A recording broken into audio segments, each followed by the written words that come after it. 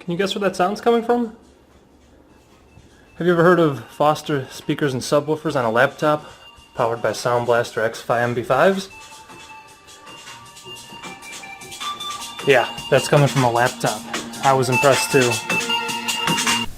The Sager NP9870-S Clevo P870DM-G, are the lights a gimmick? I don't really care, they're a lot of fun. Anyway, I'll show you what's inside, and then I'll show you some in-game play. First we gotta remove some screws. There are 9. 1, 2, 3, 4, 5, 6, 7, and the last 2 are hidden on the sides. Here we go. Alright, opening it up, I like to start from the back corner. Hold my thumb here, prop a single corner. Work to the other corner. And then try to keep it even, level, prop in the middle. Hey, there you go. Okay, first we'll start with our dual channel DDR4 memory slots empty. As you can see, the other 2 are located under the keyboard in front. You can have total configuration with up to 64 gigabytes of memory. There is our M.2 slot if you want to get your SLI in, and onward to the GTX 980M. 8 gigabytes of memory. There's your heat pipes, heat sinks, fans, and onto the piece de la resistance.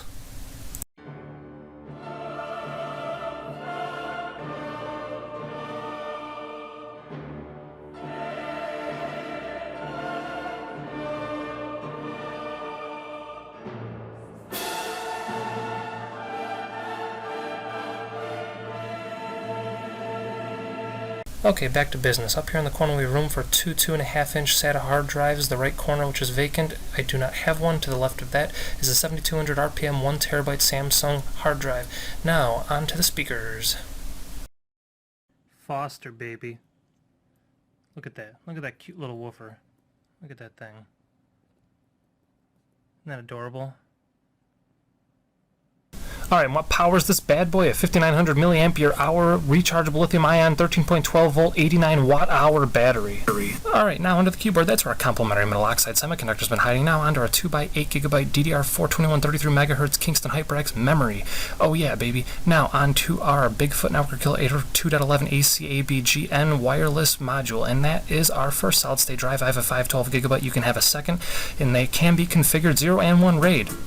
Now here there's a little stress test with 3D Marks to test the hardware Firestrike, which is for high-performance gaming PCs. The laptop struggled a little, some frame rate drops, but it did well. Skydiver, which is actually meant for gaming laptops and mid-range gaming PCs, the laptop excelled. It cut through it, smooth as butter, no hiccups. Now here I tested the CPU. I opened up Grand Theft Auto 5, Dying Light, Sims 4, and a slew of other tasks, and a strong 49% CPU usage. Now, some people will take the 4970K CPU over the Skylake. They like the Haswell. However, you don't get DDR4, and you can't take advantage of DMI 3.0, which has 8 gigatransfers per second on the bus speed, almost doubled, and you save energy.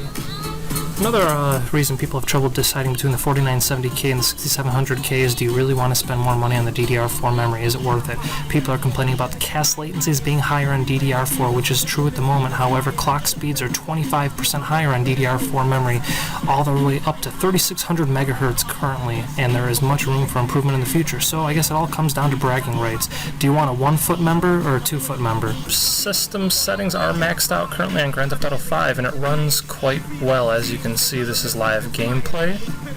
You can see in the settings here, if I go and look, everything maxed out. I'm only using 51% of the 8 gigabytes of video memory. If you were listening earlier, you overheard me say 980M. This is not the GTX 980 graphics card. I downgraded to save $400. So the NP9870-S does come standard with the GTX 980. Now, if you want to keep it, you can get an extra 25% of memory bandwidth, but as you can see, it's not really affecting my gameplay currently. Averaging about 50-60 frames on this. Grand Theft Auto 5 was only giving me about 30. Fallout 4, system settings maxed out and the frame rate uncapped. I can hit on average about 60 FPS, 75 FPS tops. So with the newest games out, it can take them on pretty damn good.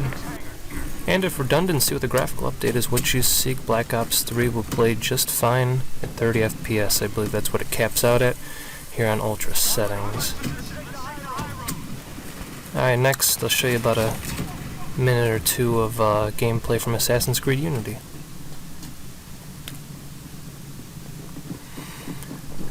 Now this game on ultra settings uses about 52% of the GTX 980M's video memory. As you can see, it's running pretty good with fraps open while recording. It was averaging between 20 and 30 FPS throughout everything you see here. This game is also seems to be capped at 30 FPS.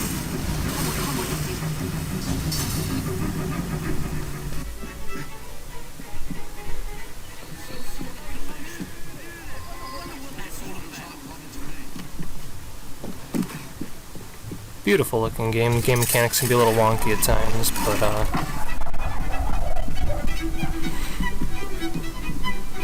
one thing I noticed, the lighting, the bloom can change quite dramatically from time to time, but as you can see here, everything looks really good. Nice and smooth.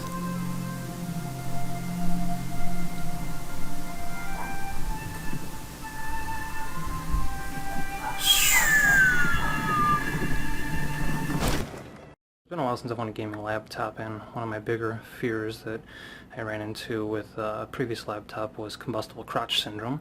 As hyperbolic as it may seem, yes, my pants did feel as though they were going to ignite. This laptop, even though I bought a cooling pad with it just in case, I've never had to use it. It doesn't produce too much heat. Newer games on max settings, after about an hour or two, yeah, it'll get a little warm, but there's no need for additional cooling sources. The exhaust fans are beautifully placed on the sides, and there are 3 fans constantly pushing air out, and then you can also get the additional heat sinks which help bringing heat away from it. It's crazy when you power it up. It's almost like a silent hurricane shooting out the back. Here, let me show you.